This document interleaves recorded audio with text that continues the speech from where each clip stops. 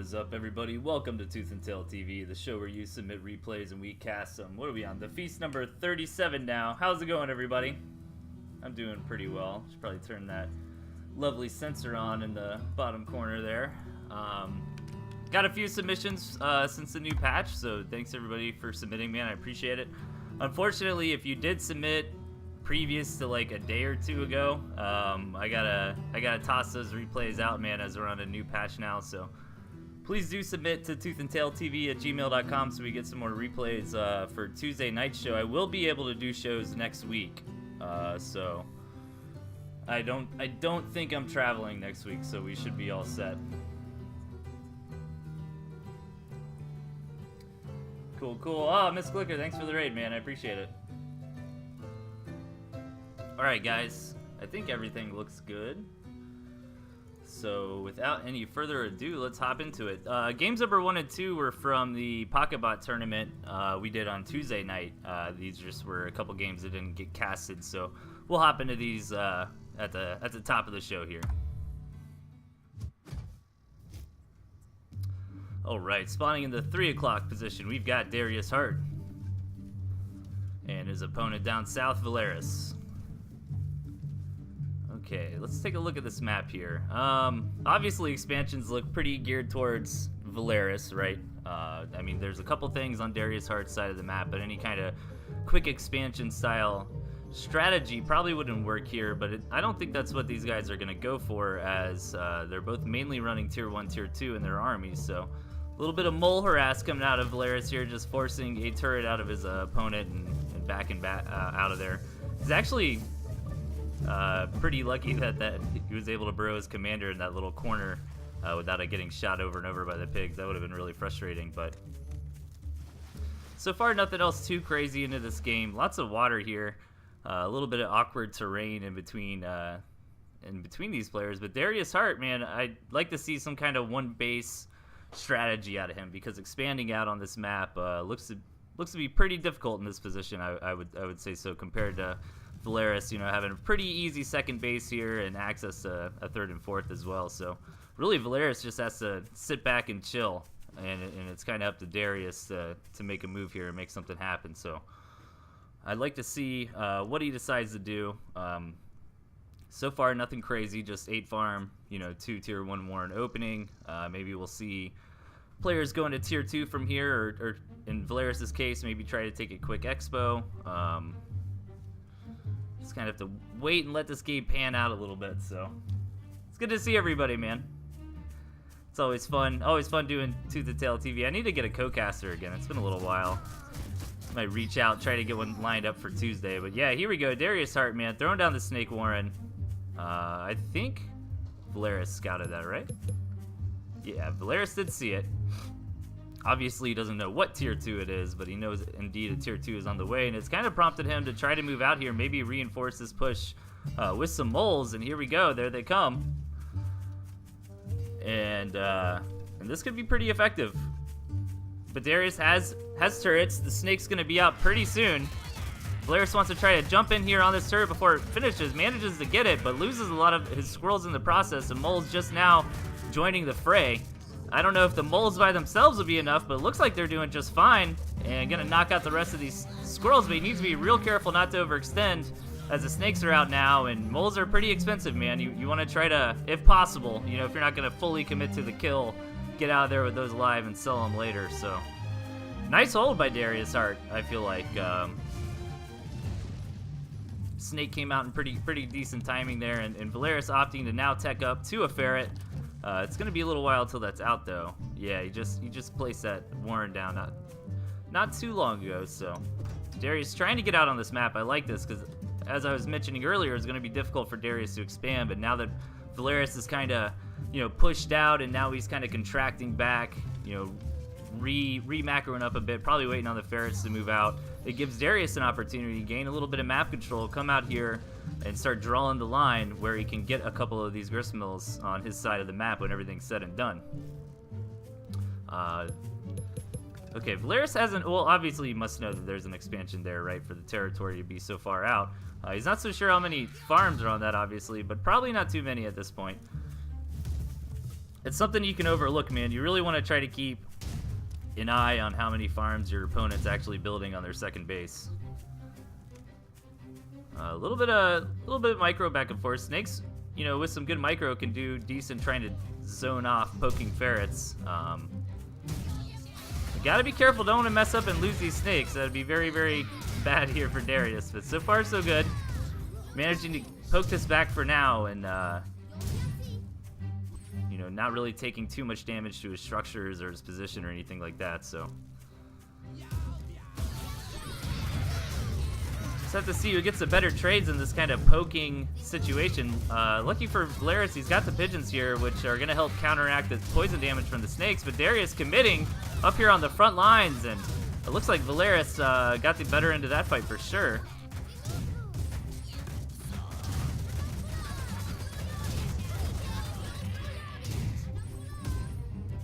And slowly, Delthius is just going to keep poking and poking with these ferrets. This is what he really wants to do. You know, he doesn't need to take a hard engagement here with the ferrets. Just needs to keep poking and eventually force that turret to be out of the way where he can keep encroaching more and more forward. But now he feels like he has enough to just go in on that turret, gets it no problem. And this is going to put Delthius in a great spot to continue this push. Needs to be careful about that snake, though. If Delthius micros that well, he could possibly push Delthius back for now and not lose too much here. If Delthius loses this expansion, that might be all she wrote for him in this game, as we're, you know, out at the 530 mark. So that second base is about to become very, very relevant to your economy as the farms around your first base start mining out. Hey, what's up, Premium Bo? The Froge. What's the phone? What is TnTTV stream name? I'm Delthius, doggo. That's what you're asking. But anyways, here Delthius is doing a good job keeping Delthius back, but hasn't really broke Delthius's position here. So we're gonna stabilize a bit. Delthius trying to get his economy up, and pretty even economy to be honest. I mean, Delthius just threw down a couple more farms here. But overall, I feel like Delthius is doing a really good job here just getting value over time with these ferrets. I don't think he's lost any ferrets yet, and I mean, he's bleeding off a few squirrels here and there, the snakes, but Delthius has also been defending this fairly well with his snake micro and trying not to take too many shots off the ferrets by constantly moving the army around. Let's see if Delthius wants to commit, but I feel like Delthius is just fine, especially with these chameleons up front. Just super tier 2 game, man. That's awesome to see.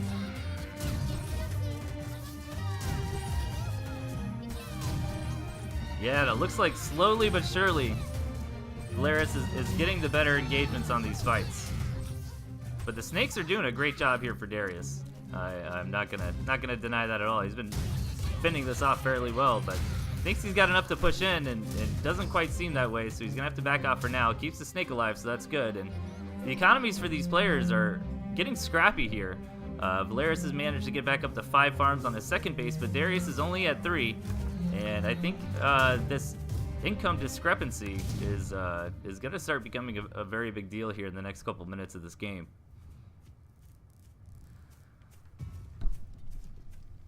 That's like the rough part when you're in these constant kind of hitting each other situations, you know, like the player who can, you know, remake their army but kind of sneak in a farm or two every now and then often can gain the lead in the long run, but you don't want to make too many farms and then get overrun by your opponent, right? So a little balance you got to do there, but Delthius wants to come in here for the kill.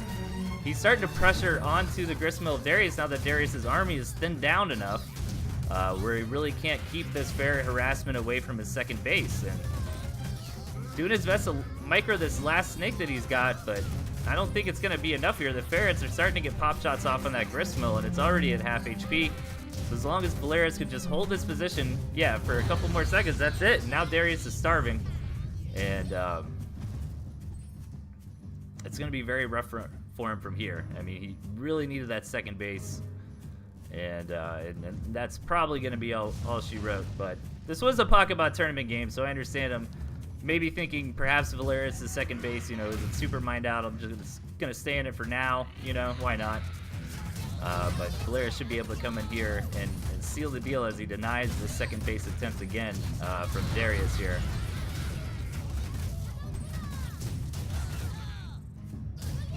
That's gonna be game number 1.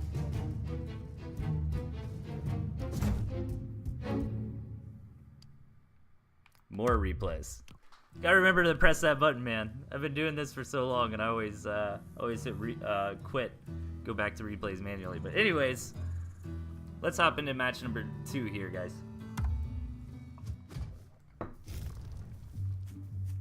All right, spawning in the 3 o'clock, we've got Delthius Hart.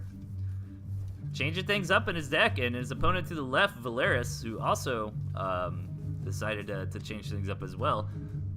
Valeris playing with the new Owls, man. This tournament was on Tuesday, just a few hours after the patch launched, so players didn't really know a lot about Owls at that point. We saw some pretty crazy games on the stream with Owls in them, and it was pretty sweet.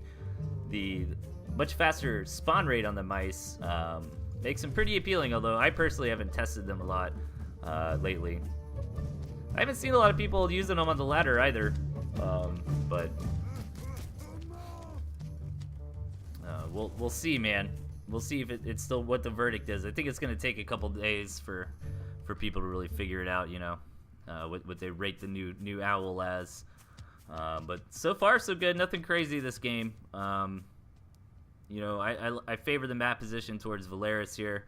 You know, he's got access to that second base where, again, it's going to be difficult for Delthius to you know, really grab one of his own. I mean, he could try to sneak the 6 o'clock one, which he might be able to get away with. You know, the obvious solution would be to try to take this base, but if Valeris is really on top of him and, you know, not going to just give up all that territory for free and keeps the pressure on, it would be difficult for Delthius to hold it. But yeah, he's going to go ahead and get started now, which actually is really, really early, just after one more in here. And it makes sense. Like, it's kind of do or die here for Delthius. If he doesn't gain this territory, then he's going to be in a super rough spot. And he's got the tools to do it too, man. A little bit of barbed wire and then a balloon or two as the game progresses, and that locks off 3 bases for him, basically. I mean, Valeris could do this run around as Hopper's kind of doing right now and get into the back door of Delthius' main, but, you know, most likely this area here will be the point of contention, so. But meanwhile, Valeris is getting straight up to a Falcon, which is going to allow him to do a pretty decent push out here in a minute or so, once he's got maybe 12 or 15 squirrels, you know, a couple Falcons, you know, maybe some moles, but instead just decided to take a second base himself. And yeah, Delthius needs definitely to throw down a farm or two. I feel like if you're going to invest this much in defense, I would really try to get that base saturated up to kind of make up for that, you know. But Valeris going to come in here right before the balloon finishes, but still not going to have enough, and Delthius is going to hold it off just fine. And yeah, I'd love to see Delthius just macro up a little bit from here, man. Get up to even, I wouldn't even mind 4 or 5 farms and just try to hold this economic advantage and snowball that into a big push out here in a couple minutes, since he set up so much defense, right? Let's see what he decides to do. Valeris thinking about getting some more tier 2 here. Instead decides for some tier 1, and he needs to be careful not to fall behind in the economy. He'd like to come in here and see how many farms his opponent has. He does get that scout off, which is nice, and he sees he's decently even. He could even throw down another farm or 2 if he wants and be pretty safe, and you see him do that there. Yeah, macroing up a little bit more. You kind of just always want to be like a couple farms ahead of your opponent in situations like this. But Valeris could be in a better spot if the engagement doesn't happen on this defensive line that Delthius has been setting up. You know, if Delthius decides he's got enough and wants to step in to Valeris and take an engagement kind of on the offensive, Valeris should take that just fine. But otherwise, it's going to be difficult for Valeris to deal with this barbed wire here. He doesn't really have anything in his deck. I'm not sure about moles, if moles hit barbed wire. I'm sure somebody knows in the chat. But the mice from the owl do. I'm pretty positive. But other than that, man, I had somebody on the ladder barbed wire me in, man, and I had a pretty good army, and I just like walked most of it into it. Like, well, I'm gonna deal damage to it, right? Because I had nothing in my deck that could directly hit the barbed wire. So, and long story short, I just got demolished. I underestimated it. Just like some barbed wire like this, like just ran a bunch of stuff in there. I was like, well, I have pigeons, you know? No, it didn't work.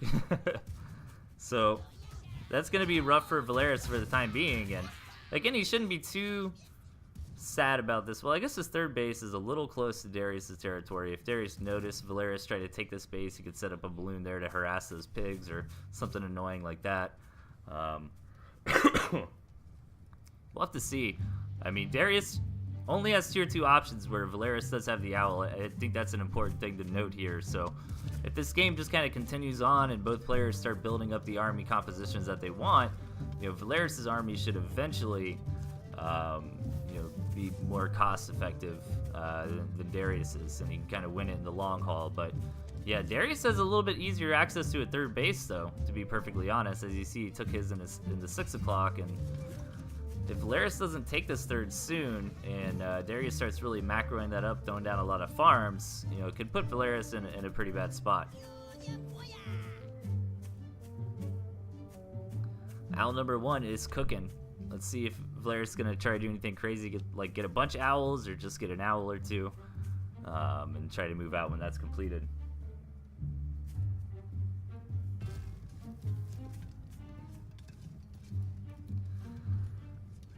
Yeah, I mean, I guess he just waits for the mice, is really what he can do here. And it makes sense, and this is why, like, I understand the concept with tier 2 decks, and there are a lot of really good decks that don't run tier 3, but I just feel like once a game gets to a certain point, you know, a tier 3 unit can really add a lot of damage and value to your army. But, I mean, Darius is fine right here, to be honest. If he can bait Valeris into fighting underneath all these balloons, that would obviously be very, very good for it. But Valeris, man, he knows about the soft underbelly of Darius Hart, is what it looks like here. And he's going to do the runaround attack, which is completely unscouted now. He's got to be careful about the counterattack. Oh, Darius has no idea. Let's see the Darius cam. It should be coming. Oh, he's scouting like, where are all the units? So here we go. Valeris coming in the back door. And yeah, that's going to trigger a base rush from Darius, which makes perfect sense. So in this situation, Valeris really wants to prioritize, both players really want to prioritize targeting the opponent's gristmills and campfires. You know, kind of try to ignore the other structures as best you can and knock those out as fast as possible. Now, Valeris does have an extra couple assets up here in the top, so it looks like he might be okay here. Yeah, and oftentimes, too, you take that gristmill after you destroy it like Darius Hart does. I normally do that when I'm in a base race situation, because why not? So Valeris did find this bottom base, which is good, obviously, but that's going to be enough. Killing that gristmill, the gristmill Darius had cooking wasn't done yet, and knocks him out of the game. All right. Okay. We got some Frog vs. Swifty coming up. All right. Let's hop into it. All right, spawning in the 3 o'clock, we've got Frog and his opponent, and the 9 o'clock Swifty. Both players going for Fox this game. Pretty interesting to see who's gonna outfox who is the question. Swifty has the Molzo, which can there's Squirrel Mole push out in the early to mid game can really catch your opponent off guard, and depending on their build, oftentimes maybe even just knock him out right there. So Swifty's got that opportunity. And meanwhile, Frog is just kind of I feel like what Frog's running is pretty standard. Or at least I've been running something similar. I've been running a set of Fox Badger and basically that same deck setup, and it's been feeling pretty strong to me. So, but Swifty on the other hand, opting to go a little bit different, picking up that mole and dropping down in a tier 2, and just deciding to go for chameleons, which I do like this build a lot because it gives Swifty the flexibility to do a few different things, or his deck rather. Obviously he can go for a mole rush outright. He can do a squirrel mole attack in the early to mid game. He can go for a fast chameleon, timing push out. or he can rush a fox or just get a fox later in the game on the back of a good economy and a lot of squirrels and chameleons. So several different routes you can go. But meanwhile, Frog has skunks, which I feel like skunks are very powerful right now. That's just my personal opinion from the last couple days laddering, man. Skunks feel pretty good, dude. They deal with tier 1 fairly well, man.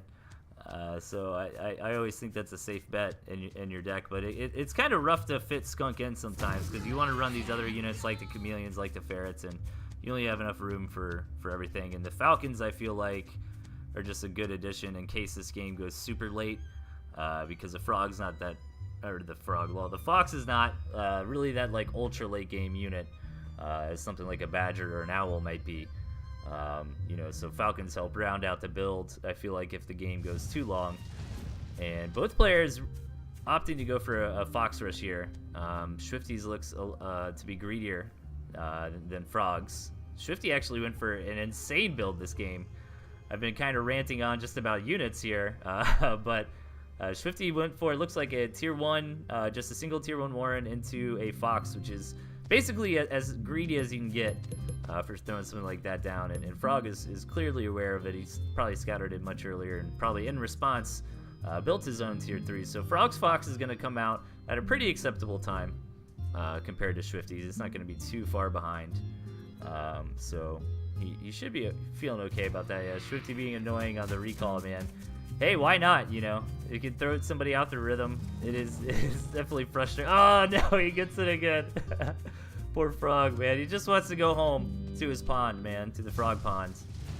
Now he's deciding to push up his territory a little bit, probably set up a couple turrets so the fox can run back to it. But Swifty's got his fox a little bit earlier. Let's see if he can get any damage done with it. Definitely going to be able to pick off a few tier 1 units here, but if Frog can kind of get a surprise shot onto the fox, and that's all he needed, as the squirrel had already kind of poked it, and that's all it needs, man. I think it's just a fox hit, and then just a squirrel hit's enough to kill opponent fox. So that's always rough, man. That's happened to me plenty of times while I've been foxing. You think I've got the fox, and then all of a sudden your opponent's fox comes in, and it's just easier for that fox that's kind of running up to get an angle and get that shot off than it is for you to move your fox in time if it's not on the right shooting rotation or if it's already taken damage.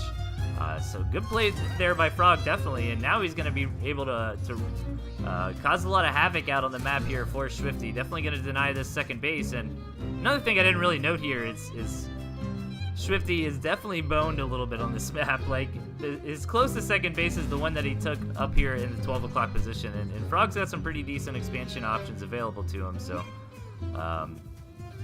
I think it makes a lot of sense that Swifty went for a fast fox build in this case, because he didn't really have the option to try to take this into an eco game as easily as Frog could. If Frog's actually got just a few squirrels over here, finishing off that gristmill. Very nice. Yeah, now Frog's living large, man. He can sit back and be happy. Neither player opted to sell off their tier 3 Warren after, Swifty rather didn't opt to sell that off, and now he's got a fox back out on the field. Both players have some pigeons to help mitigate some of that damage done onto foxes, but Frog went down. His commander is dead, and that was a very prime opportunity for Swifty to try and get in there and snipe that fox, but chose not to, instead to just bleed off a little bit of extra damage and take the safer route. Nice shot there, getting on to Frog's fox, but pigeons are in position to help heal it up. And this is really going to become who can get the better turret positioning. Like if Frog jumped in there when those turrets are being tried to be built there, excuse me, he could possibly deny that, but no big deal. But Frog's going to be looking for the opportunity to try to sneak his turrets up a little higher too, because turrets deny foxes fairly well and give you a little more breathing room to not get constantly poked upon. So it's been a while since I've seen a fox versus fox game, man. It was awesome.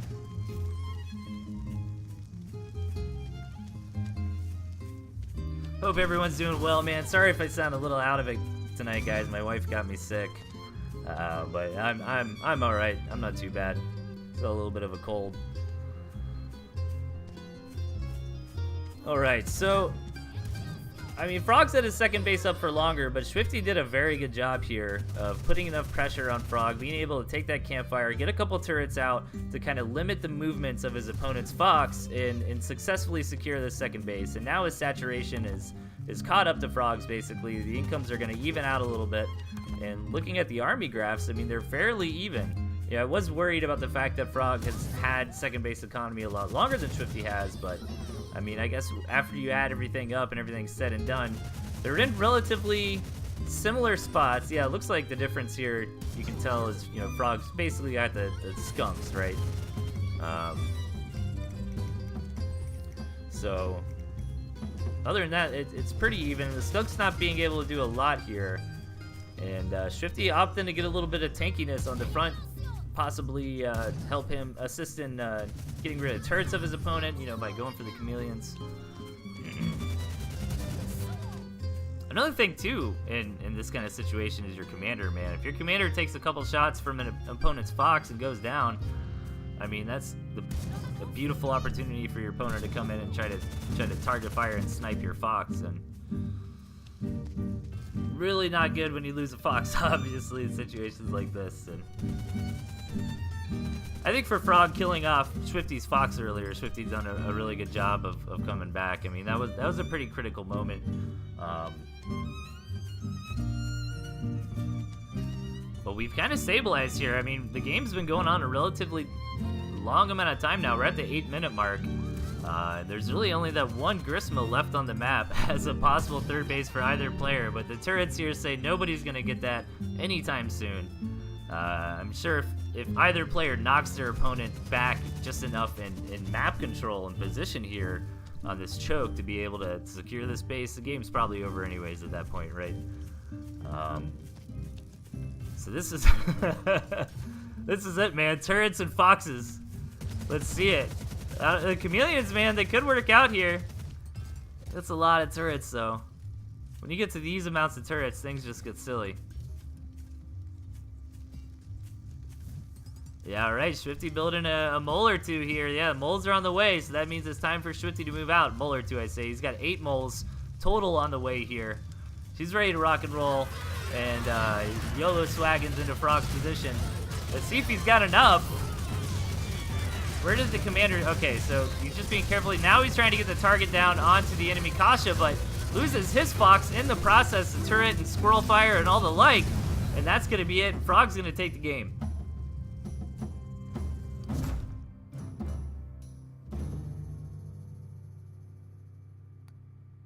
That was pretty good. More replays. There we go. Nice to see a good Fox game every now and then, man. All right, let's hop into match number 4, guys. Ooh, this one's desynced. I thought Miss Glicker sent this to me pretty recently, though. I think this one's okay. Yeah, because I remember catching the end of his stream the other day, and he mentioned sending a game to me. Let's see. Let's find out, I guess. All right, spawning on the right, we've got the red dinosaur. And his opponent on the left, Miss Glicker. None of these units... Okay, well, the turret's HP got changed. Right? None of these other units got balance changes, right? Am I wrong about that? I think we're good. I think we're good here. Expansions look a lot better on this map for Miss Glicker. It's kind of one of these situations, again, where it's not going to be impossible for a red dinosaur, but he's kind of in the... protagonist seat in this game, as he's got a lot of territory to cover to really be able to expand on this map. But coming in here for a mole rush that got scouted by Miss Glicker. Let's see if it's effective. Definitely one pig is going to go down here. Now the question is he able to keep his moles alive? He really doesn't want to lose the moles. And oh, okay, well at least he gets the Warren at least sold. And yeah, I wouldn't mind seeing him just back out of here. He's got a lot of money wrapped up in the moles, and it was kind of cool to see, but I'm not so sure if it's really going to put him in a better position. I guess it depends on how quickly he can sell these moles off and spend that money, you know, probably on his economy. But I almost feel like if you're Misclicker, you're tempted to do something like a 5-farm double at this point and just kind of try to catch your opponent as they're transitioning to hard eco. You know, maybe they sold off their stuff and went to 8-farm or something. It definitely happens a lot, so. Red Dino thinking about coming in here for another mole attack, but decides to back out. He really just needs to sell these moles, man. I mean, that's just 180 food walking around. He needs to get his initial base established, but gonna hang on to him for now and continue to scout the map. But Misclicker's thinking about moving out with some squirrels, a little bit of micro here. They can kite those moles. So Red Dinosaur needs to be careful. His commander wasn't in position, but gets back in time, no problem. But his Warrens are a little late here. And gonna push these squirrels back for now, but wants to be careful really not to lose these moles. Actually gets a kill on a squirrel, so not bad. A little bit of dancing, and both players are gonna move back for now. And yeah, if the Red Dinosaur can manage to take this plateau, you know, he's got some good tools in his deck to do that with the turrets here, you know, with the pigeons, with the moles to help him out if he really needs them. And then that would kind of give him this last base on the map as well, and he could end up being the player with the 4th. But it's going to be a lot easier for Misclicker to do like a fast second base strategy here, where he can just kind of hunker down, you know, defend this base real easily, macro up for a minute. And yeah, here we see Red Dinosaur trying to move out, take a reasonably timed second base, and try to start gaining control of this high ground, which is going to be difficult for him to do. But if he can pull it off, it might help him win this match for sure. I mean, really, anytime Misclicker is going to try to push out on his opponent, he's going to have to go up this high ground. And until he gets Falcons, that's going to be a real pain for him. Especially with this little bit of water right here, too. This could be a nice little defensive position for Red Dino here. I'd love to see. Yeah, there you go. There you go, my man. Now get some farms to, yeah, definitely want some farms to follow it up if you invest this much in defense. Really just 1 or 2 turrets would be fine. I would say kind of throw down 1 turret, and then as you're kind of notice that your opponent wants to move out, try to build a couple at the last second. But sees the expansion from Misclicker, which was just a response saying, okay, well, I don't want to fall behind in the macro game, so if Red Dinosaur takes an expansion, I'm going to try to take one too. But Red Dino here, man, now it makes a little more sense building all those turrets, because he's trying to go for Badger, trying to buy himself some time to get there with only a handful of squirrels. And Misclicker can push out here fairly well with these chameleons once they're out. He's not going to be able to push into these turrets on this high ground here. Obviously, if you tried that, he's going to have a bad time. But he's got a couple of runaround options to him. He can either come down south, you know, come in this way, or come around the top and hit like that. So once this Badger gets out for Red Dino, man, Badgers are pretty good. And with some good micro here, it's going to be difficult for Misclicker to take that out. Good chameleon trap, though, or a little bit of mismanagement for Red Dinosaur. Can definitely have that Badger die. But really, I mean, if Misclicker was able to get a Fox, that would be a pretty good answer to the Badger if he can get some good shots off on it. But he doesn't have the time because the Badger's out now.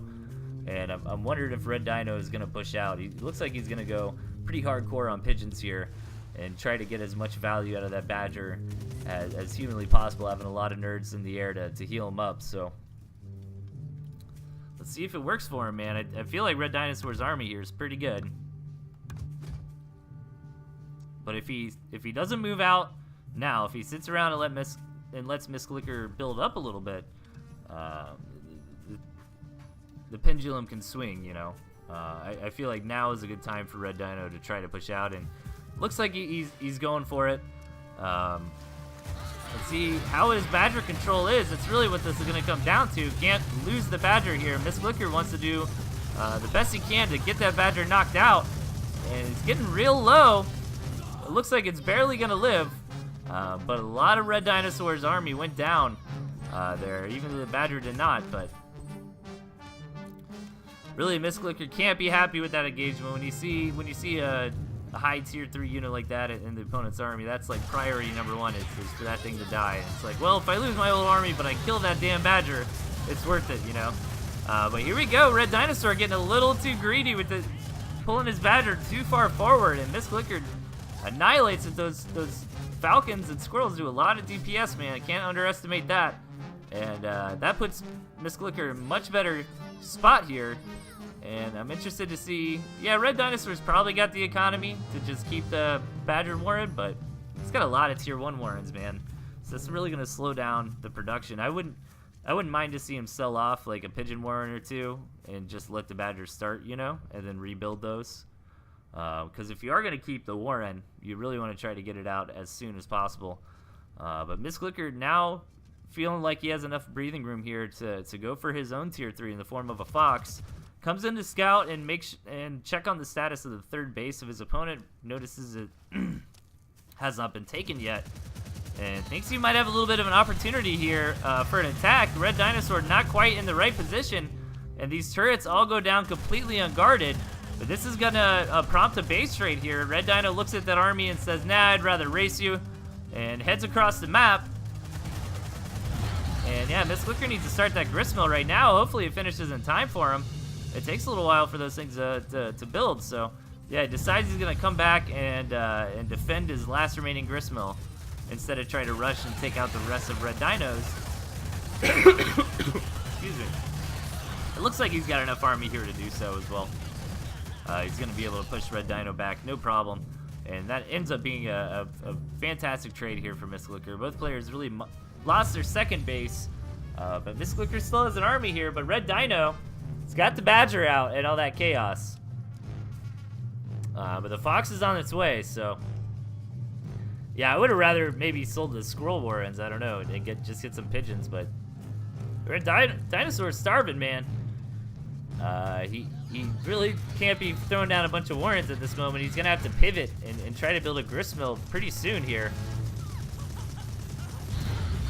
Nice denial on Missglicker there, but now Red Dinosaur has to pull back and get a gristmill reestablished, or he's just gonna lose the game. And selling a thing or two is not gonna matter because he has so many Warrens here. Ooh, I don't know if he's gonna have enough time. Is it 40 seconds for gristmill? How long is it? No, it can't be that long. 20 seconds, right? Yeah, it's gotta be 20 seconds.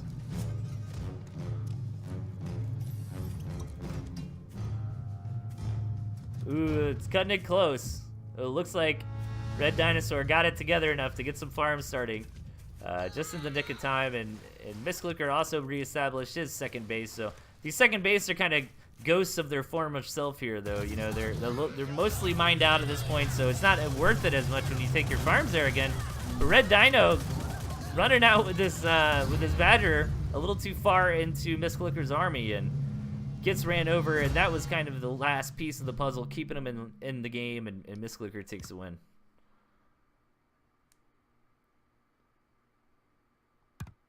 Yeah, 20 seconds for a mill. Yep.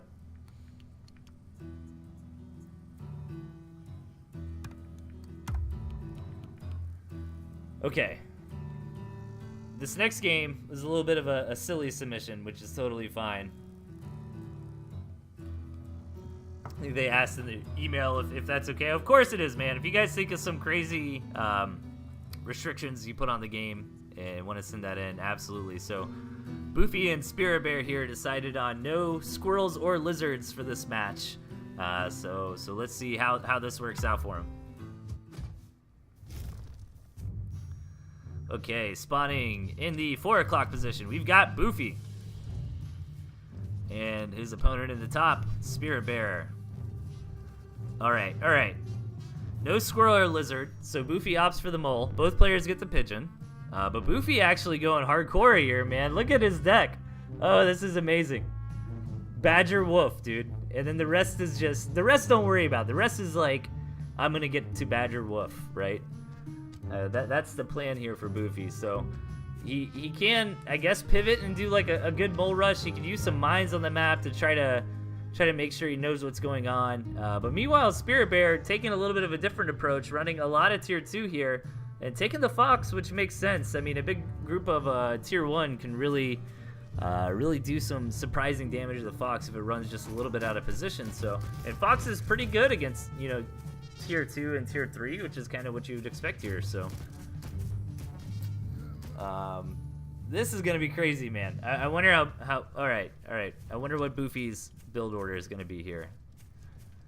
I mean, what all he can build is either a turret, another gristmill, or his tier 3 Warrens, right? So he's just gonna go straight for a Badger, maybe. Let's see. It's gonna be rough if Spirit Bear gets across the map here with some snakes, though. Yeah, it goes for the Badger right off the bat. Spirit Bear definitely sees that. Oh no, he doesn't. What? Really? Interesting. Okay, he should see this coming up here, I'd imagine, right? Couple mines coming down here for Boofy. Definitely makes sense. You know, weak up an army coming in, kind of protect your flanks, gives him a lot of vision on the map as well, which is going to be pretty important, knowing when his opponent's army's coming out, so he can build, you know, some quick reaction moles or something like that. 8 farm wolf rush. Oh man, I would love to see an 8 farm wolf rush, you guys. If somebody, all right, you got to do it in a proper ladder game though. Well, yeah, come on, don't be a wuss. You got to do it in a proper ladder game and go 8 farm wolf, man. I believe. I think it can be done.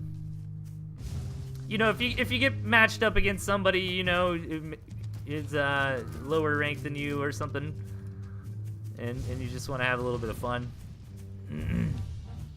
Dude, 8 farm wolf, man. Somebody's got to do it.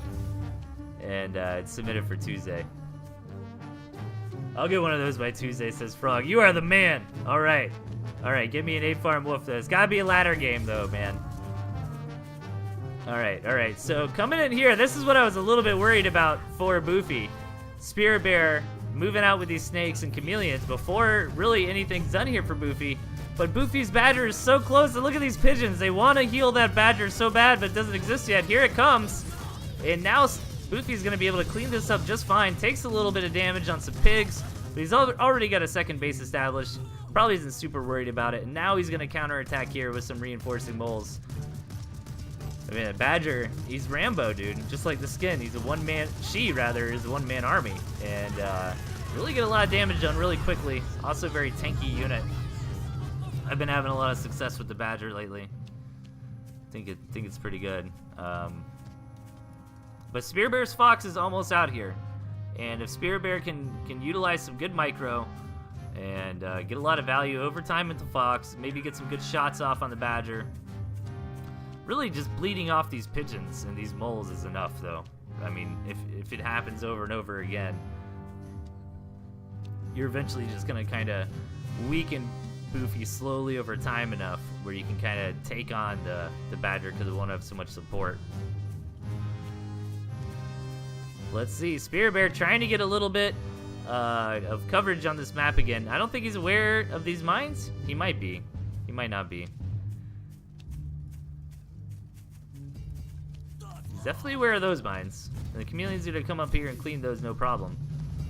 But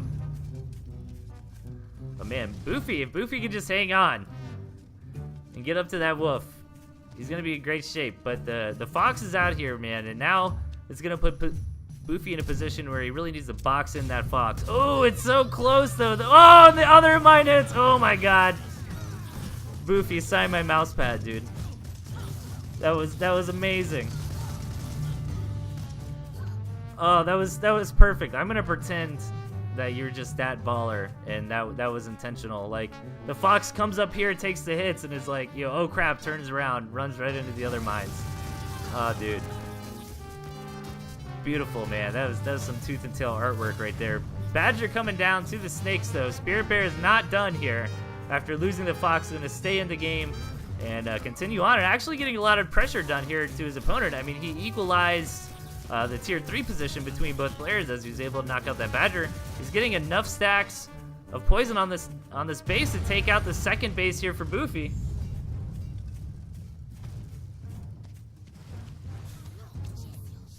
And it's gonna put him in a decent spot this game. He even got his Fox back out. And I don't know, man. I'm not so sure if Boofy is gonna win this one. He might. He really needs to get a second base up, but I guess the silver lining here for Boofy is that Spirit Bear doesn't really have an established second base either. I mean, he's had a campfire that's been cooking for a while, but man, just killing that oh, dude, that would have been mean. It looks like the water kind of spooked Spirit Bear out, and he backs out for now, but Boofy's going to come in here. He really wants to get the target down on that Fox. Needs to be careful not to lose his commander. Chameleon's doing a good job tanking up front. And Spirit Bear's got a lot of support here for his tier 3, where Boofy's really down to the line with his Badger, man. I don't even care if Boofy loses at this point, because he already won in my heart, man, after that Fox kill with the mines. That was beautiful. But here we go. Oh, the Fox is slow, but it does the job. Knocks out the Badger. Great micro there from Spirit Bear. It takes the win. Very deserved. That was a great game, man. I enjoyed that one.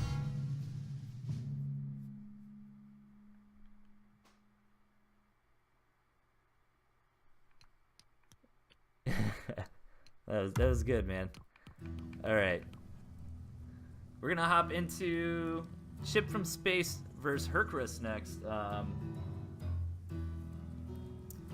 Actually making pretty good time, guys. So if anybody has a last-minute submission, I've got a couple others. I see the Gentleman and another Misclicker game. I can get to those. Yeah, I'm not gonna go super late tonight. We'll probably end the stream around 10 o'clock, you know, at the latest.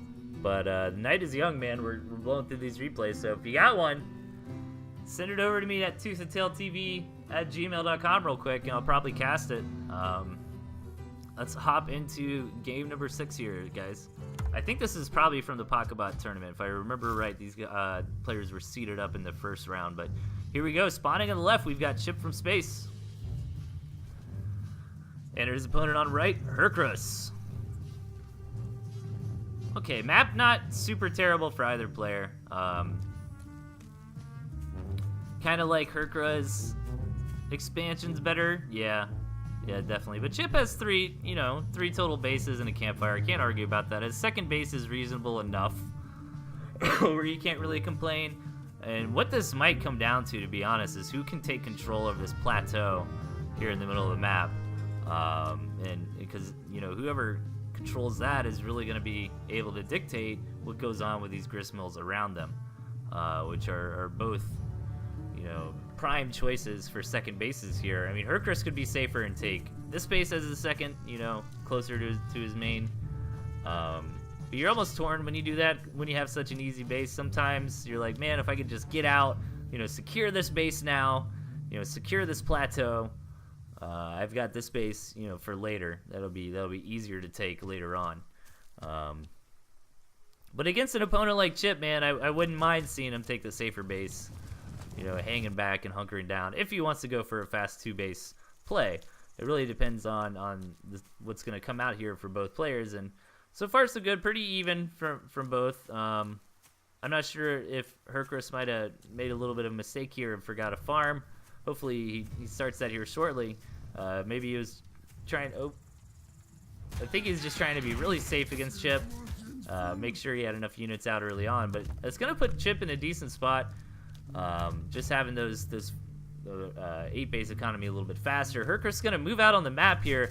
But with the defender's advantage and the high ground and even this turret, Chip would be just fine. But loses his commander. I'm wondering if Chip is going to jump on these units out in the middle of the map. Decides not to. And just going to take it back home for now. So Chip's going to have the skunk out here, man. Skunk is pretty good. I feel like the lineup Chip is running is a pretty strong lineup overall. Just kind of take the owl and throw in whatever tier 3 you want. It seems pretty good at the moment. And Hercules is pretty good as well. I like the Ferret Falcon combo. I feel like skunks are really, really strong right now, so it's getting harder for me to warrant running the ferrets all the time. But if you can get the ferrets out, man, you can prolong the engagements. Fantastic. Like, it really all depends, man. If it comes down to situations like this, where now we're just kind of behind turrets around here in the field, if Hercules can manage to get down a couple ferrets and, be able to poke his opponent, but be able to run back to his defense and not really force a hard engagement, he can get really far ahead that way. The Chip Has a tier 2 at this point, man, and it's going to make him a little bit more bold. Catches Hercules a little bit out of position with his units and commanders, comes in there, knocks that turret down, gets a nice little free 60 food. But what's more important is just the map positioning, just pushing your opponent back, forcing him to try to reestablish his front. And it looked like to me Hercules might have been thinking about getting multiple turrets there. Yeah, now he's going to get the ferrets. And as long as Chip can't take an engagement favorably by pressing all the way into Hercules' defense, the ferrets are going to do wonders for him here. Let's see if it pans out. Hercules' economy actually has been a little bit in the lead here. Hercules was pretty greedy with his second base, and it's paying off. You know, Chip is no slouch. He was aware of what was going on for Hercules, but he had to pivot to it, so his his scaling up here is a little bit delayed because of that. That's why you kind of get rewarded for being the first guy to be greedy, you know, for taking the risk up front. But Chip's not going to be behind an economy for too long. They're going to stabilize here shortly. And we'll have to see what... Yeah, I mean, this is tough. Like, four ferrets, now you're talking some decent damage. It really depends on the micro and how many shots can actually get landed here. Shot actually going down on the skunk of his opponent. But now this puts Chip in a rough spot. He's going to have to constantly move his units back and forth, the risk taking damage to his structures.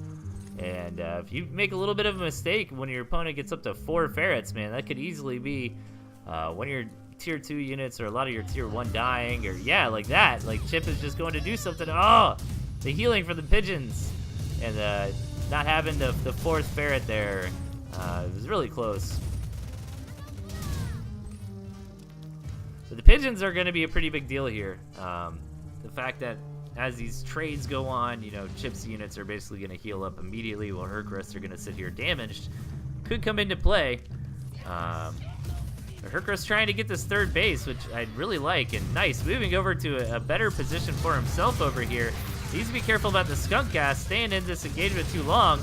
Get some decent toad connections, but not the damage he was looking for. A lot of those went off on a skunk, actually. But the toad's coming in again, and I'm not thinking it's going to be enough here. Yeah, he didn't quite have that defense, the turrets, to kind of push Chip back and prevent him from really committing to that fight. And the skunks are going to be much better in a direct engagement than the ferrets will be. Now the micro starts here. Chip just trying to come in and lay down some skunk gas, and start poking and prodding on his opponent, you know, keeping him honest. But so many toads here for Hercules. Oh no, the gas is gonna annihilate these toads. Still, a lot of them are able to come in here and get connections, and is that gonna do it? Hercules might have enough here to at least clear out the army of Chip. Only the Falcons remain, and the ferrets here are still alive for Hercules. He just straight kamikazed in here, man. And it worked all right at first, but I don't know if he's bleeding off too many toads now. But that was pretty sweet to see. All those toads got so low from that skunk gas too, man. And a lot of them ended up dying before connecting, but still, I mean, with 12 toads, half of them end up dying and not connecting. That's still 6 toad connections.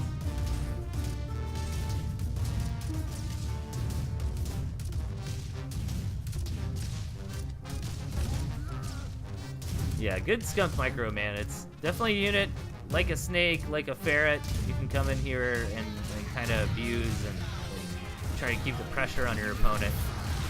But the owl's out here now, and those mice soaked up a lot of those toad hits and tanked a good bit of damage on the front before running back to the pigeons to get healed up.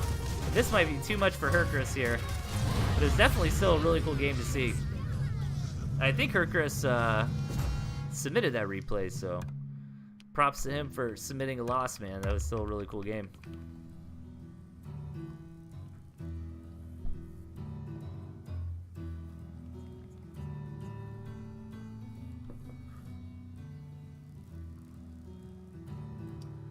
All right.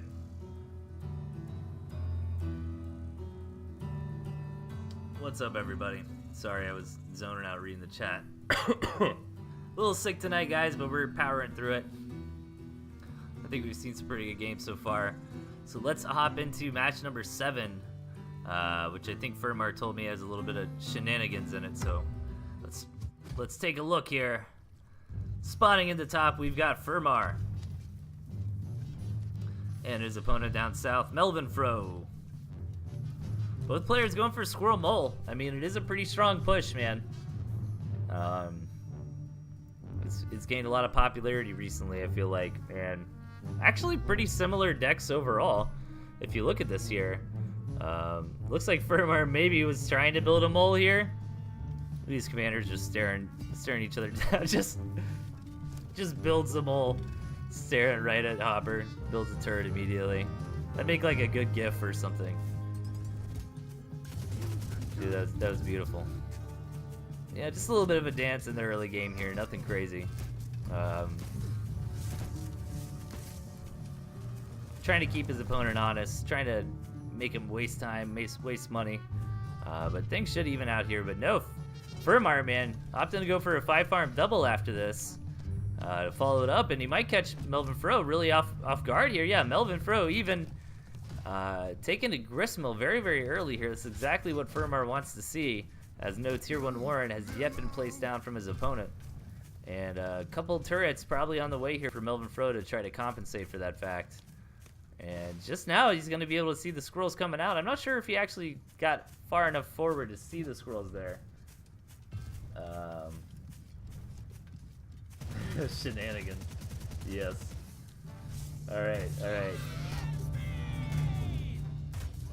Oh, what was that? Waiting? Yeah.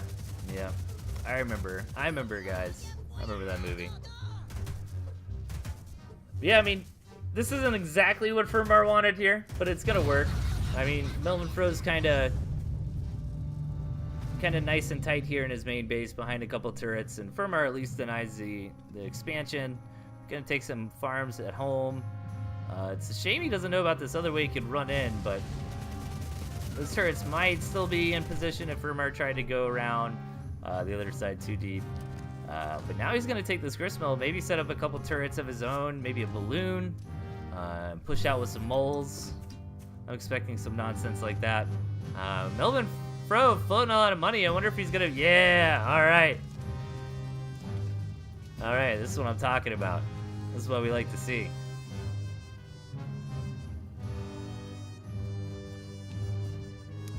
All right, here we go. Melvin Fro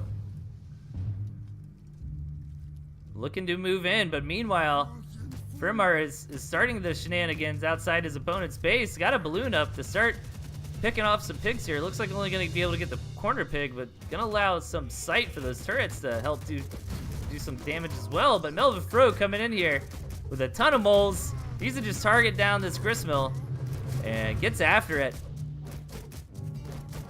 And he must feel like he's in good shape. I don't think he knows about... Okay, he does know that Firmar proxied him. But great job here for Melvin. Meanwhile, Firmar is getting a couple tools that he needs to break the opponent's back and pierce into the main base of Melvin Fro here. He needs to be careful with these ferrets. These moles are so slow, though.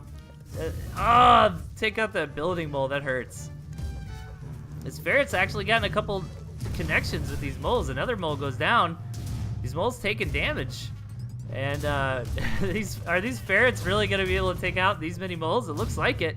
As long as Firmar has some good micro, he doesn't really care about that Warren anymore, man. Oh, this is gorgeous. Just with this balloon and a couple ferrets. Firmar's going to try to put the pressure on Melvin and finish him off. Melvin's got the campfire up front, though, and he's got a lot of money. I mean, he could just build a Gristmill here and try to even the game out. But it's most likely, yeah, you know Melvin, man. Melvin Mole Man. And he's coming in here and going to attack again. And see if he can just... Maybe what he's going to do is just try to target fire the Gristmill, ignore everything else, and see if he can just snipe Firmar out of this game. Because the clock's ticking here. Firmar's slowly getting the damage done. Ooh, let's see. The ferrets and the balloons, though, putting out a lot of DPS, gonna kill off these moles, and Firmar's gonna hold. Ooh, it gets so close, but yeah, I feel like he's gonna have the damage. Let's see what Melvin decides to do at this point. Try to take a gristmill. Neither player really with an economy here. Firmar having to sell off his balloon. Decides to go for the campfire to take him out of starvation. He is aware of the campfire of his opponent up here. So gonna go for that immediately. But now Melvin trying to turtle on the other side of the map and hope that he can hide from his opponent long enough to get a little bit of an economy going again. So let's see. Firmar is on the hunt, man. He's not gonna sit around and let Melvin just build up a bunch of farms. He's looking for him.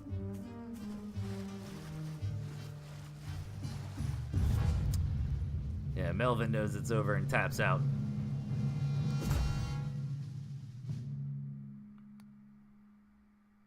Dude, that game was awesome. That was awesome.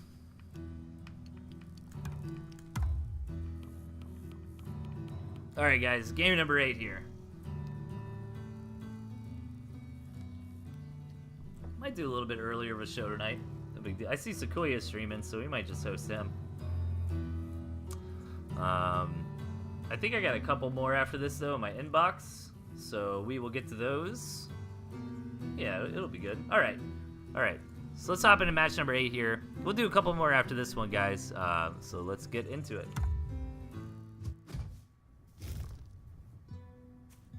Okay. Frog isn't happy about this, so I think it's going to be good. Spotting in the right, we've got Valeris. And his opponent down in the southwest, Frog. Alright, Valeris opting for that heavy tier 1 into tier 2 build. Really mid-game oriented. You know, if he can catch Frog, maybe trying to transition up to a Badger, or you know, overwhelms him before he gets to that phase of the game, he'll be in good shape here.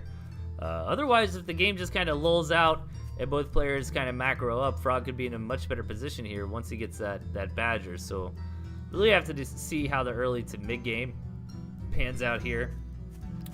Frog's got some decent expansions on this map. Kind of actually looks better than Valeris in my opinion. This map, or this expansion rather, outside of Valeris' base is going to be pretty hard to take unless you can gain control of this high ground.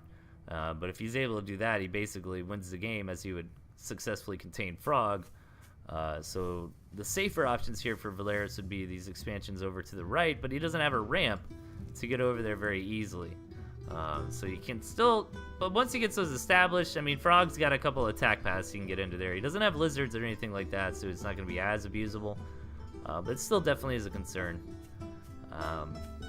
Nothing crazy so far this game. I'm interested to see which player decides to go for a fast tier 2. Maybe a fast expansion, lots of tier 1, maybe even a fast tier 3. What do these guys decide to go for this game?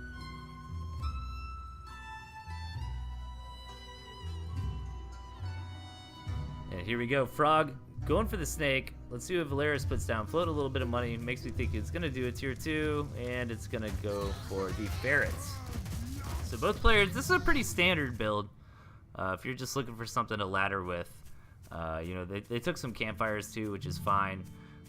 It's basically always good to take campfires unless you're trying to execute a really crisp timing attack and, you know, get to your opponent's base at a specific time. Otherwise, you know, yeah, absolutely, if you have a campfire like this, take it all day long as Valeris. But, you know, getting up to 8 farms, 2 tier 1 Warrens into a tier 2, into like 2 more tier 1 Warrens, so then when your tier 2's done, you have like, you know, 12, 15 tier 1 and your tier 2 ready to move out. It's a pretty standard opening build, and Valeris deviating a little bit here by going for 2 tier 2 Warrens, opting to get the Chameleon Ferret combo. Chameleon's up front to tank, and Ferret's on the backside to rain down hell and deal that damage. So Frog coming in with the Badger play, and this could be a good timing for Valeris if he scouts it. He hasn't scouted it yet, obviously, but if he sees it and he knows now's the time to push. But actually, it looks like he was just kind of planning on pushing out right around now anyways, as now he's kind of got this core composition put together. You got to remember Valeris' army here, or deck composition rather, is kind of mid-game oriented. We're at the 3:30 mark, so we're hitting that early to mid-game. And now he's ready to do his first big attack, and Frog's just trying to hunker down and hold on until he can get out to the Badger. But the Ferret is going to make it really difficult to do that, as over time, and he's got the Pigeons too to counteract the Snakes. This just spells disaster here for Frog. Frog's best bet is it's kind of weird against Ferrets in a situation like this. Like, you either got to micro your army constantly and not take damage from it and don't let your opponent target the buildings, or you just kind of really have to pounce on it immediately. Be like, well, we're going to have to hard engage each other anyways. I might as well engage now before you get all the poke damage done. But Frog really couldn't do that because he's going for the Badger. And now Valeris is able to come in here and get a lot of damage done to Frog. But if Frog can hold on, the Badger just got paid for. So if Frog can hold on long enough for that Badger to get out, as long as he's not totally devastated at that point with some good micro, that Badger could easily save the day for him.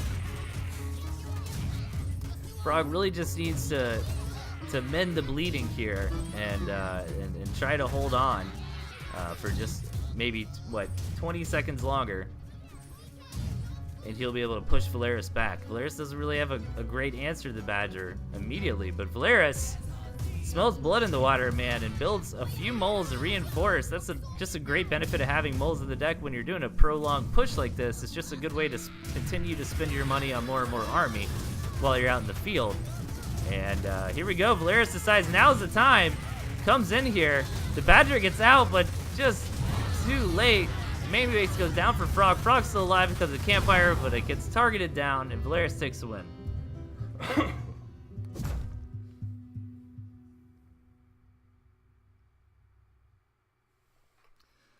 Great game. I'm sure Frog was happy about that.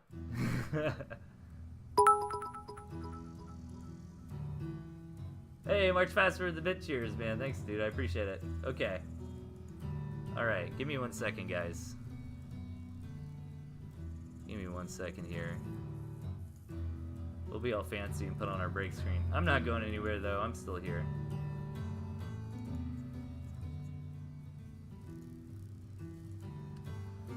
Just lining up a few more. Yeah, I don't mind doing a little bit of an earlier, not so long of a show tonight. I'm not feeling that great tonight.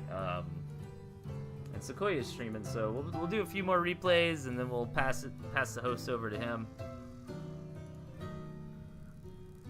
That's what I'm thinking. Let me get these lined up real quick. Oops. There we go. We're almost there.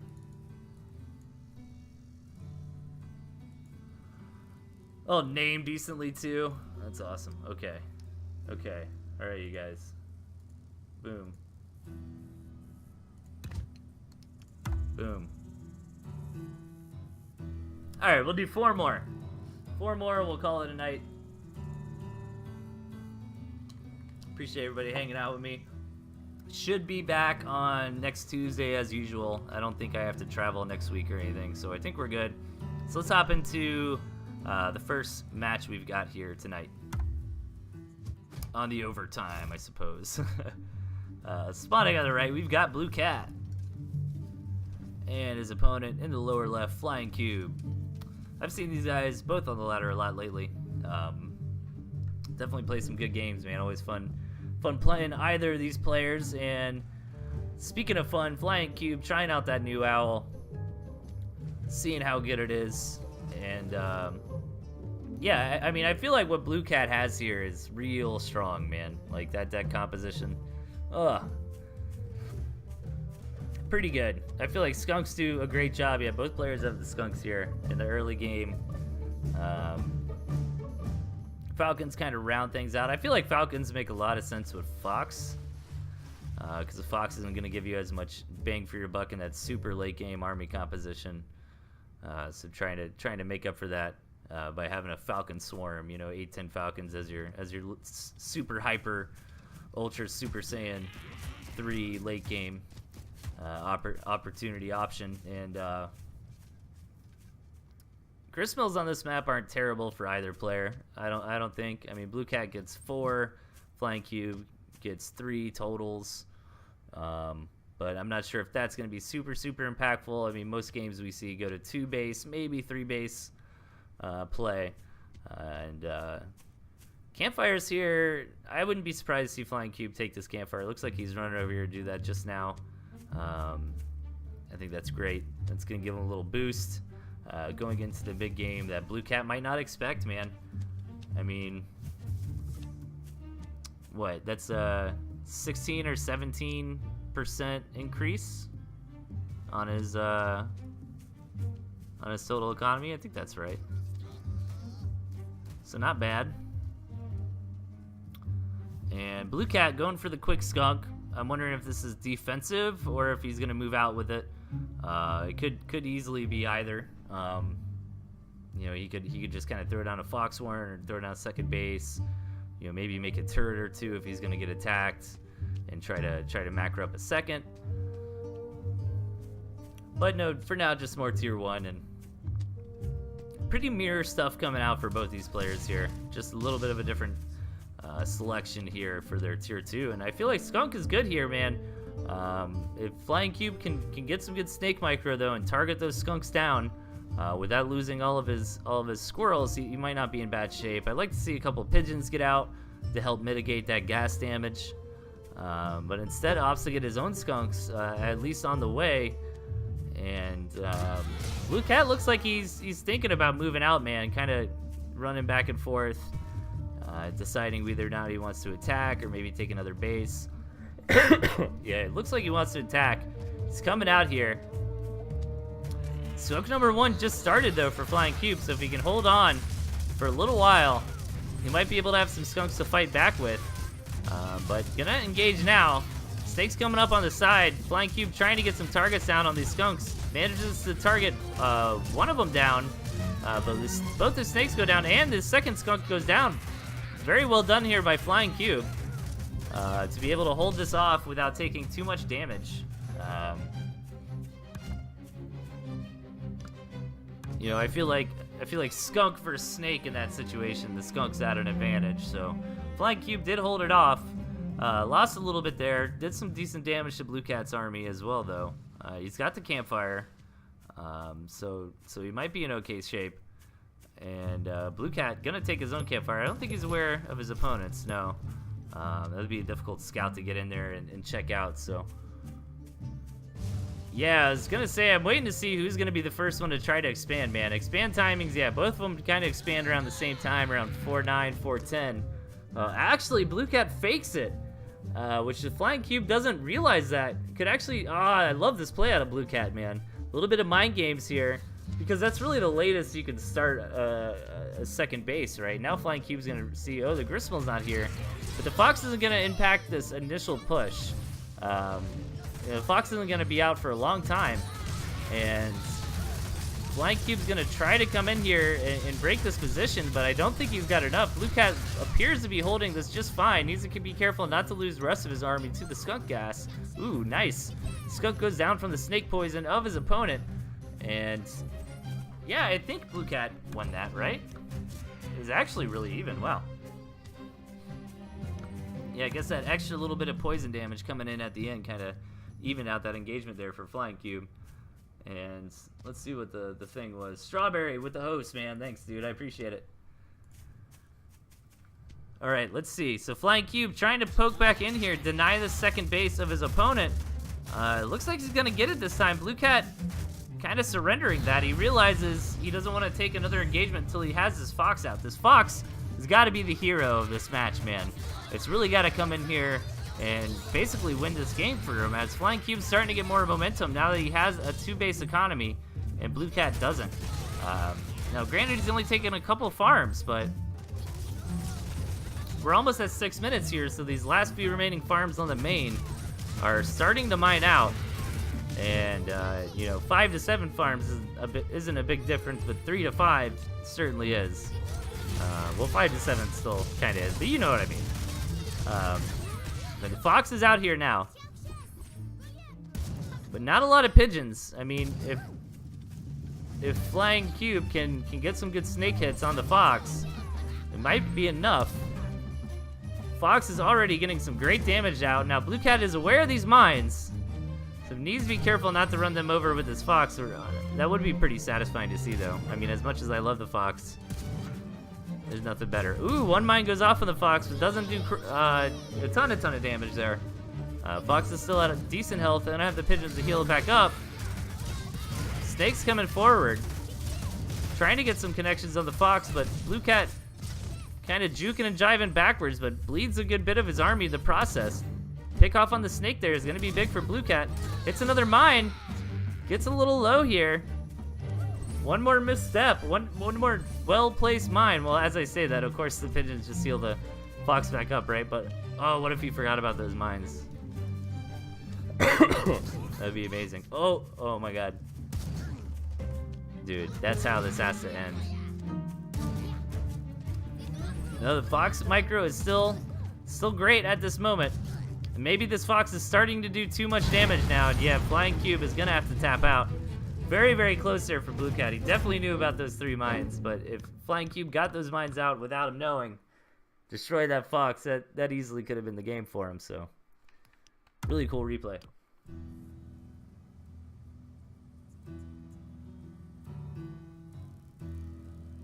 Hey, March Faster with a bit cheer. Thanks, man. All right, Fun Police is next. Let's get into it.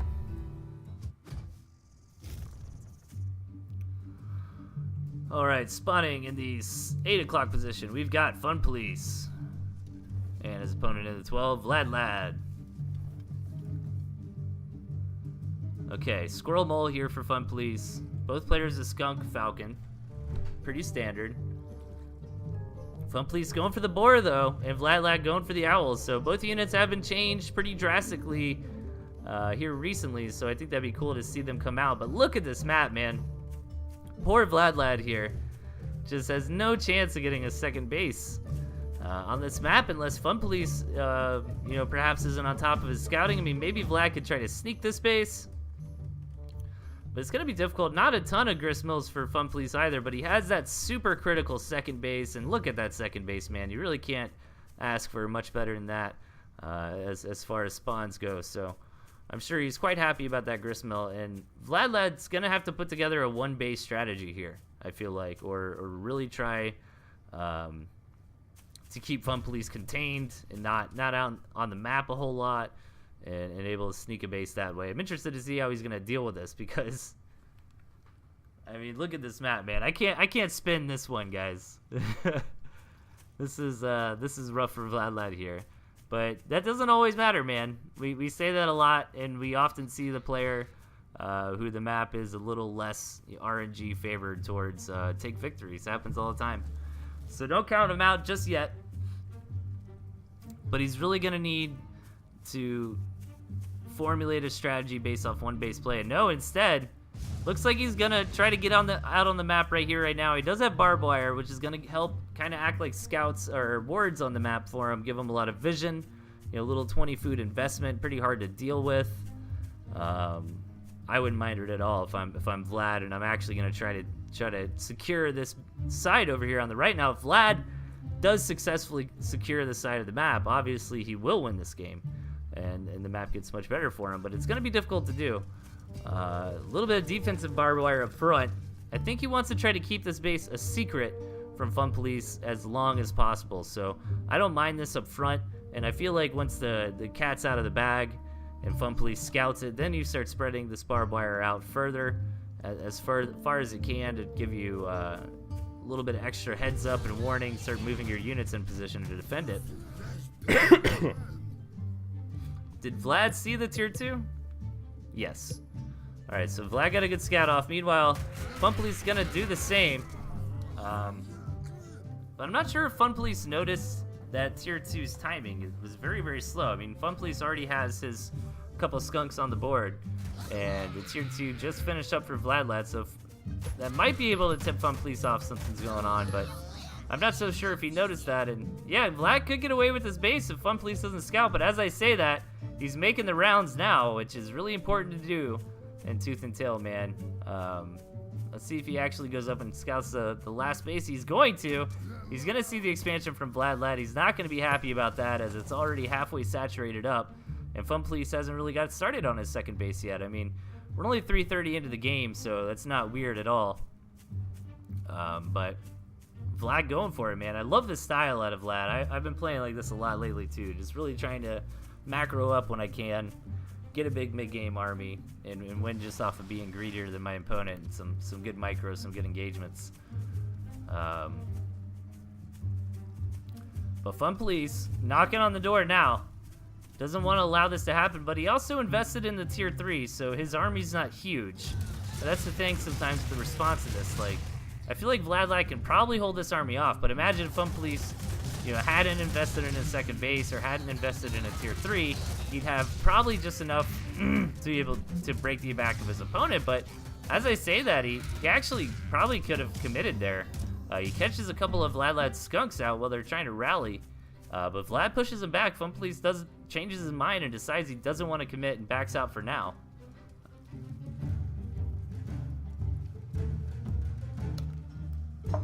But the boar is on the way here for Fun Police, man. And that's going to be his big trigger to move out. Vlad's got the economy, but once the boar is here, Fun Police is going to come storming across the map. Maybe just going to try to destroy all the infrastructure of the main, but most likely going to try to come over here and cripple the economy of the second base. And all Vladlad needs is a little bit of time, man. You give this kid a couple minutes here, and some owls are going to be coming out. So that could definitely be good. And this other gristmill here wouldn't be that difficult for Vladlad to take. Well, getting a third base for Fun Police is going to be pretty rough.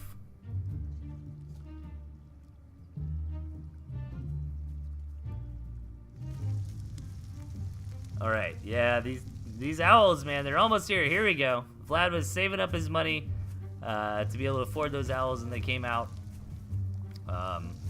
And they're on the way now, but here we go. Yeah, I was thinking Fun Police might just try to come up to the main, thinking it'll be a little less well defended, but I like this barbed wire, man. Just a little bit of barbed wire here and there, not going super crazy with it or anything.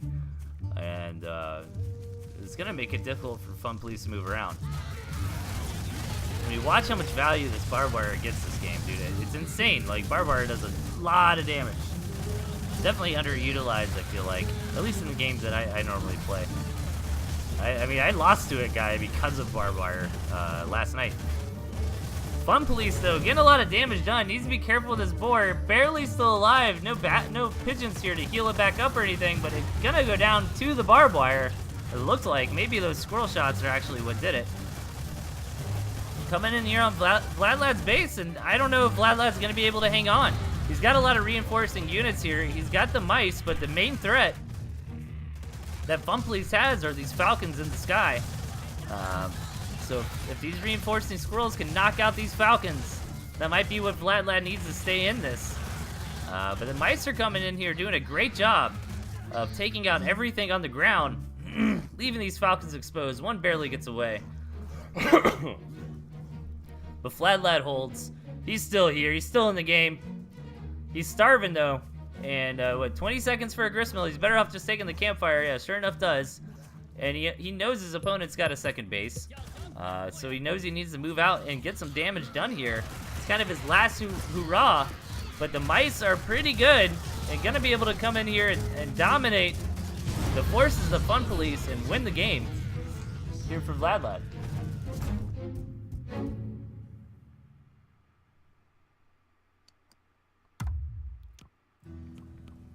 Okay. All right, we got another misclicker. I think I think this is a different game. Let's hop into it. I think this was the same matchup as previously. But spawning to the left, we've got misclicker. And his opponent to the right, Spirit Bear. Is this a different game? I think this is a different game. I think didn't we do a misclicker versus Spirit Bear earlier? Or am I crazy? Dude, I cast too many games, man. I apologize. I can't even remember the games I just casted, man. It's the worst. But so far so good this game. Both players going for Squirrel Mole. Got the Falcons. Just going for an economic start. Expansions don't look too bad here for either player. Oh no, that was you and Boofy with a similar map tile set. I got you. I know something was messing me up. I appreciate it, Spirit Bear. But I don't hate this map for either player. I mean, Mistclicker has a nice pocket base essentially. Spirit Bear's got a decent second base up here on the high ground. That's pretty ideal, especially defensive structures he's got. I mean, a balloon up here on this corner defends all three of these bases. That's pretty good. I mean, yeah, once we start getting into the later game, it's going to be more difficult for Mistclicker to come out on this map and expand. But again, as I don't want to sound like a broken record or anything, but I kind of judge it. If both players have decent access to a second base, the map is okay enough. As we see here, both Mistclicker and Spirit Bear have great second bases. So that might even propel them to just go into the mid game. We see Spirit Bear wants to go ahead and try to macro up pretty aggressively. Mistclicker going for that standard tier 2 opening though. So Mistclicker should see the fast expansion out of Spirit Bear, and I'm wondering how he's going to pivot. He's kind of got two options. He's got a nice little second base himself, so he can just take a second base of his own, or he can throw down a bunch of tier 1 here and try to move out and punish. But you don't. I think the important thing is committing to either one of those options. You don't really want to take a gristmill and try to push out. But Spirit Bear can hold this fairly well. He's got the high ground. He's got turrets. You know, he's got some squirrels of his own. Mistclicker building some moles. If you want to be super annoying, you can try to come in down this way where the turrets are not. And that might have to be his option here, because running into multiple turrets might not be the best idea. But Mistclicker is going to wait for the skunk. He's got his second skunk almost here. He's got some moles coming in. I'm not sure if he thinks there's one or two turrets there at the moment. He's only seen the one. Okay, Spirit Bear actually feels a little safer, decides to sell off a turret. Yeah, Mistclicker trying to run down the other way, where he's not going to have to worry about the high ground of the turret, and move in here for a big engagement. But Spirit Bear's army at this point really isn't too bad. Let's see how he can hold. Mistclicker really needs to target the Falcon here, but Mistclicker's commander goes down, and that's going to allow Spirit Bear to hold off this push and take out some pretty expensive units. Doesn't get the second skunk, but did kill one. Mistclicker really needed to focus fire down those Falcons. That's probably why his commander died, just really trying to get in there and get that correct target. It can be really hard to target Falcons, man, because if there's units below them, sometimes, at least for me, it's difficult to target the Falcons, but you really got to make the effort and do that, otherwise they will shred upon your army. But Liquor here is feeling confident enough to get that tier 3, but he's going to allow Spirit Bear to get the superior economy here. And Spirit Bear's got the balloon, man. Balloons are pretty fantastic against Fox. Let's see if Spirit Bear's going to scout the tier 3. He scouts that Mistclicker has not taken a second base yet. He's pretty shocked by it. As you can see, his commander just stands there for a minute in amazement and is like, what? Where's your second base? So he's probably got to assume something is up here. I wonder if that's going to prompt him to just go ahead and throw down a balloon. Yeah, it looks like he might have wanted to, but yeah, there he goes. Yep, but the Falcon started building. Good read from Spirit Bear without actually seeing the tier 3. He knows this is a one-base strat. Mistclicker's had the opportunity to expand. He's got a nice second base, opted not to take it. So he knows something's going on here, and he wants to get prepared for it, because Spirit Bear knows as long as he just holds off whatever Licker's about to throw at him, you know, maybe a Fox, he's going to be in great shape. He's going to have the better economy, and he can win this in the long haul. Now even feeling confident enough to come out here in the field and try to push back Mistclicker's army, which Spirit Bear's risk of taking that expansion's paid off at this time. You know, it's no longer a risk. He's into the reward phase of it, and he's just got more stuff because he's got a better cash flow here. Not to mention Mistclicker's at 360 food of the Fox. The Fox barely gets out in time. The Warren goes down, and now these tier 2 units are very vulnerable to the Fox. of Miss Flicker. Needs to be careful though not to lose the fox. Decent micro so far out of the fox, out of Licker here, but oh man, this is so close. Oh, the commander goes down for Spirit Bear. That's exactly what Miss Flicker needed there, to hold off and give a little more breathing room to this fox. But he's not aware of the balloon. That would, dude, if he didn't let his fox seal up and then try to run around here and cut the corner a little bit and the balloon just sniped it, that would be hilarious.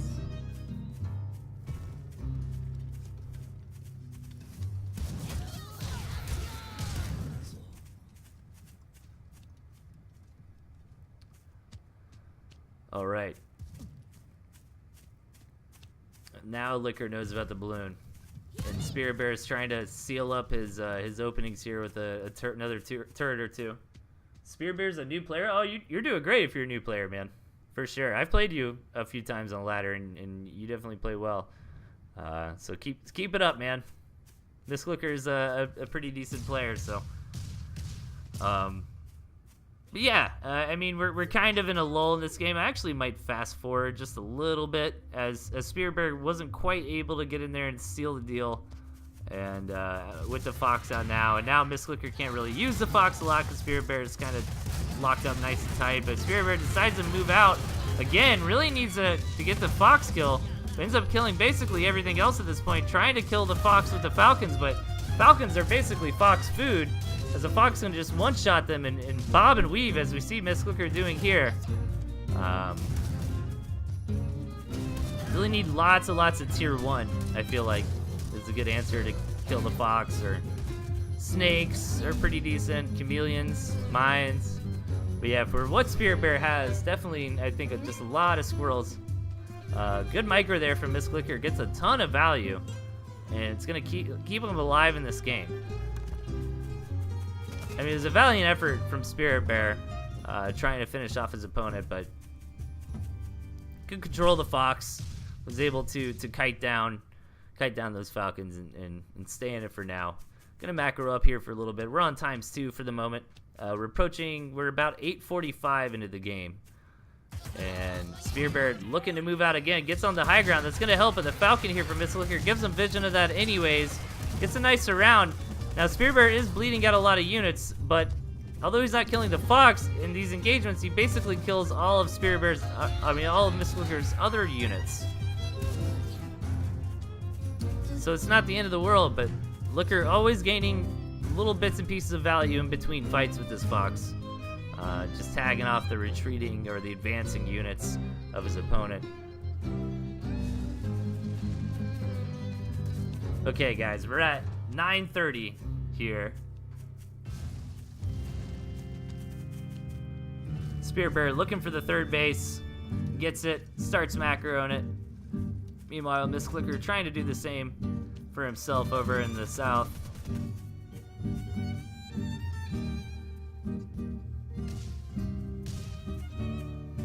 Oh, Spirit Bear has 200 hours. Yeah, he's not a newbie. What are you guys talking about? 200 hours, yeah. Yeah, that's why I was like, wow, if you're new, you're playing pretty well, man. Alright, 10 minutes in. It's nothing crazy. A little bit of downtime in this game as these players are trying to macro up, trying to recover. Really small armies, you know, for being on 3 bases and 11 minutes in. Just kind of shows you how back and forth and scrappy this game has been. There's been several engagements all game long. You know, these guys haven't just been sitting back building up death balls. They've been very proactive, trying to get damage done to one another. And kind of like the drama of this base right here. I was going to say, whoever gets this base on paper wins the game in the long run, right? And Spirit Bear starting that process already. Really, what Spirit Bear is going to work out great for him here is the territory expansion. Because if he can kind of creep up with more and more balloons, it's going to be very difficult for Miss Licker to deal with. And here we go, taking engagement under the balloon. But Licker looks like he's got a lot here. Is it going to be enough? He doesn't have a whole lot to deal with this balloon. The falcons and a couple squirrels left is it. Needs to be careful going into this defense. Bleeds off a skunk. The Spirit Bear doesn't have a whole lot left to his name. And Licker's slowly coming in here, found a pocket in the defense, and now wants to push forward and see if he can knock out this third base and effectively his opponent out of this game.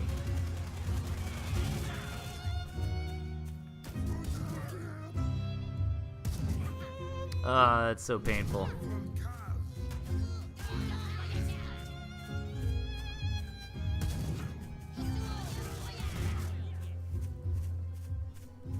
It's painful to watch a fox kill all your pigs, man, when you can't engage into it.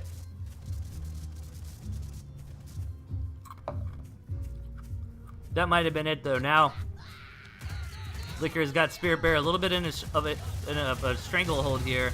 No economy left. Lower army. Good micro on this fox from this Licker. Seems to be able to take him to the victory and seal the deal.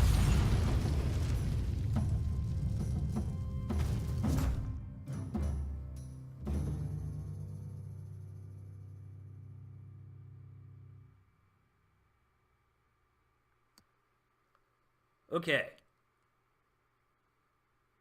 Yeah, we'll have a good time tonight, guys. We're going to do this last game. Thank you for the last minute submission, everybody. I'm excited for a gentleman's submission, man. Let's get into it, guys, and then I think we're going to go say hi to Best Sequoia, see what he's up to on his channel. So, last replay of the night, guys. Let's hop into it. Okay, spawning in the top, we've got the gentleman and his opponent, and I guess just kind of to the right of the map, we got Pedro Nanu. I think I'm just gonna call him Pedro. I know for a fact I didn't say that right. Man, what a crazy map. I mean, neither player really has a great second base here. I guess you can give this one to Pedro a little easier than the gentleman can take this one, right? But gentleman has balloons. He's also got like the fox and then fox hate, which is funny because gentleman, man, I don't know if you're in the chat right now, but he's always dissing on the fox, man. And here he is using it. He's on the dark side, man. They took away his lizards. Now he's got to find a new love, and he's come to Kasha. Let's see if it works for him. I'd like to actually see what guys like the gentleman and Pile think of the lizard changes. You know, if that heavy lizard strategy is still viable, or if it's just kind of a thing of the past. Ooh, a little bit of a mole harassment coming out of the gentleman here. Great play. Gonna be able to take out this Warren, and Pedro didn't really have a lot of choices with that Warren. The safest thing he could have done was kind of, you know, build it back here to the, you know, to the back of his base, but he wanted to try to secure this high ground as he eventually needs to try to get out of here. He just doesn't have a lot of room to build stuff. And the gentleman, man, coming in with the moles, not messing around here. We got 5 moles total on the way. Pedro's just now gonna see him. He's not gonna be happy about that. He's got squirrels on the way, but they might be a little too late. Let's see it. The gentleman's coming in. He's gonna go straight for the gristmill. Oh my god. Oh my god, you guys. And oh! Oh, I wish I could see how much HP that gristmill has, but not a whole lot. That turret saved Pedro in this game. And now the gentleman's in an awkward position, but almost gets the gristmill, man. That sucks, because that was definitely, you know, a calculated decision from the gentleman. It almost worked, too. But he could have got pig damage or something like that, but he just went for the killing blow. Didn't quite get it. That's going to allow Pedro to have a decent counterattack here, as he had much earlier Warrens. Tries to reposition his squirrels as to not take too much damage from his opponent's pigs. And get some decent damage done to the Warrens of the gentleman, but not really to his economy.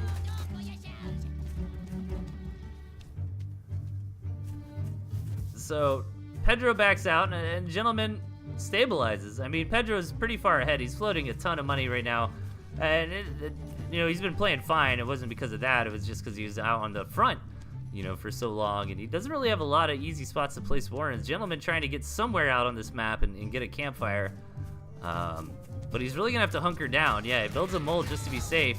And he should be fine this time around. He's got a comparable amount of squirrels. He's got the defender's advantage. Pedro's just gonna have to go home and spend his money. I wouldn't even mind a tier 3 or something like that from Pedro at this point, or expanding. I'm curious to see what he's gonna go for. You really need to be careful about just kind of massing squirrel, you know, like too many squirrels, man, because skunks are really good right now in the meta, really popular. So I'm always kind of hesitant nowadays to go above even like 12 squirrels, man. Like what the gentleman has, like the 12 squirrels and 2 skunks, that's gonna do really well against even a superior number of squirrels, but doesn't have the skunks just yet. And Pedro takes a great engagement here, absolutely dominates the gentleman's lower amount of squirrels. And oh no, he's gonna get the tier 2 Orin. Great play out of Pedro, good targeting here, but the gentleman manages to produce enough on the defense to stabilize. Knock him back for now. And what's the plan? Trying to get out some skunks again? He sure does, but goes for the back this time. Keep him a little bit safer. And meanwhile, Pedro taking the expansion. Getting up a lot of squirrels, man. This is working for him for now, but once the skunks come out for the gentleman, he might have a chance. We'll have to see. I feel like the gentleman's been playing this out really well. You know, as well as he could be with how many molds he lost in the early game, and those are really big monetary investment. And he didn't even kill any farms of his opponent as he was trying to focus down that gristmill, and he almost had it too. It was so close, man. Definitely worth. That would have been hilarious if it worked. He needs to be careful, man. He just needs to bide his time, wait for these skunks to get out. He decides one skunk is all I need with some decent micro and a couple moles. Gentleman looking to take the engagement. Needs to get that skunk gas going. First couple volleys go out, but good targeting from Pedro right on top of the skunk, and even micros outside of the skunk gas. But these moles here are doing a great job for the gentleman, and manages to push back Pedro's forces. Now he's got a little bit of momentum, but let's see if the defender's advantage for Pedro is going to kick in or not. Looks like another skunk is here, and that's going to be a big deal against the squirrel-only army of his opponent. These gas clouds could just kind of get established on these spawning squirrels. Yeah, the squirrel's trying to come through the water and on the ramps. This is a wonderful little spot to come in here and just kind of hang tight with the skunk and get a lot of damage done. And Gentleman's able to come back and pierce it, man. I feel like both players played phenomenally this game. Really hats off to the Gentleman being able to come back after losing so many moles at the early game and take the victory. But Pedro showed off some really good micro there as well. And almost sealed the deal a couple times.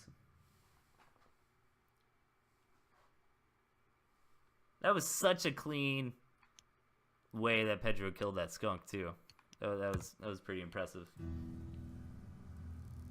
All right, everybody, we're gonna call the show a little early tonight. Like I said, I'm feeling a little out of him, kind of a little bit sick, but no big deal, guys. You'll probably see me on the ladder, man. I've been playing a good bit lately. Keep sending me replays. We'll be on board for the next Tuesday show. So make sure I got plenty of replays to go over then. Again, if you sent replays earlier on the previous patch, I'm no longer gonna do those. So send me some new one, guys. It was a lot of fun. I hope everybody enjoyed the show. And I guess let's go give the raid over to Best Sequoia. Take care, everybody.